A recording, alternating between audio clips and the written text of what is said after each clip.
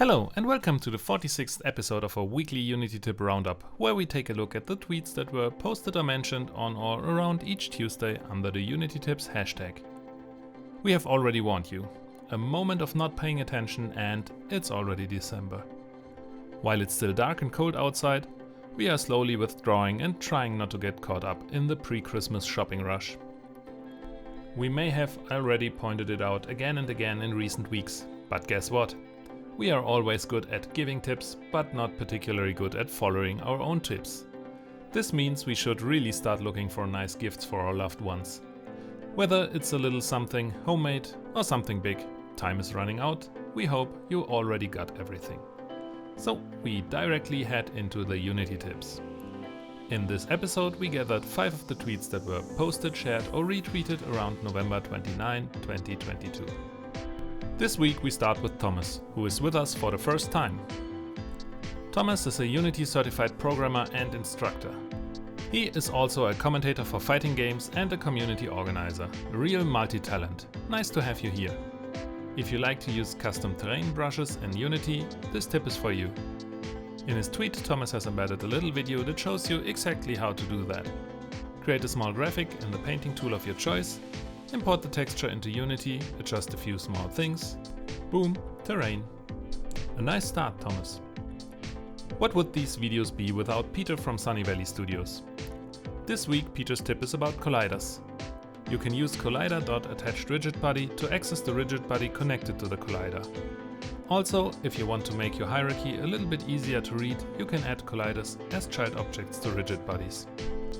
Peter also included a little video in his tweet to further explain it.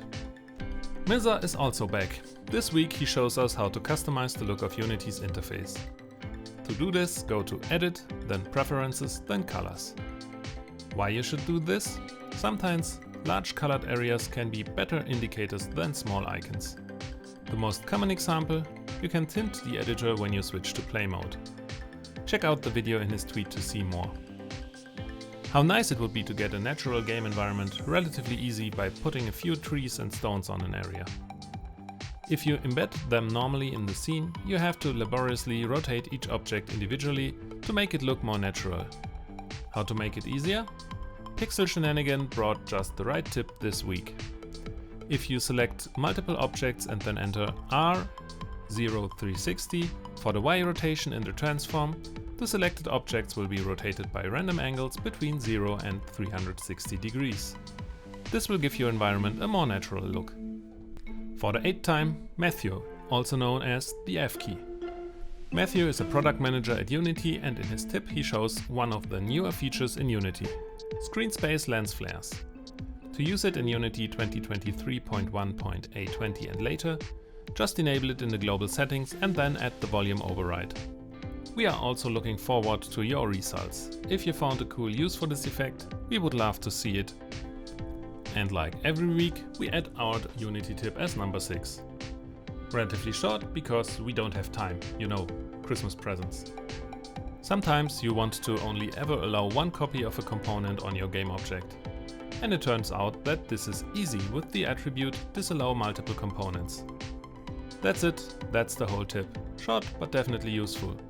Were you aware of this? That has already been the collection of Unity tips for this week, and we are coming to the end of episode 46. Of course, not without saying thanks again to the great Unity community. We are very happy to repeat ourselves on this point. Without you, these videos would not be possible. As always, a special thank you goes out to the 5 creators that wrote the tips that were shown in this video. Since you are probably already in a festive mood with all the gift buying and stuff, please like, share and follow these accounts. It only takes a few seconds and brings joy. For us, it would be nice if you could spare some time to subscribe to our YouTube channel and click the bell icon. This way you will always be notified when a new video goes up. And of course, this is free too. A little reminder, if you haven't already done it today, go and open the next door on your advent calendar. We have to go now, shopping for presents. For any questions, comments, recommendations or requests, please use the comment section. Thank you for your time and see you next week.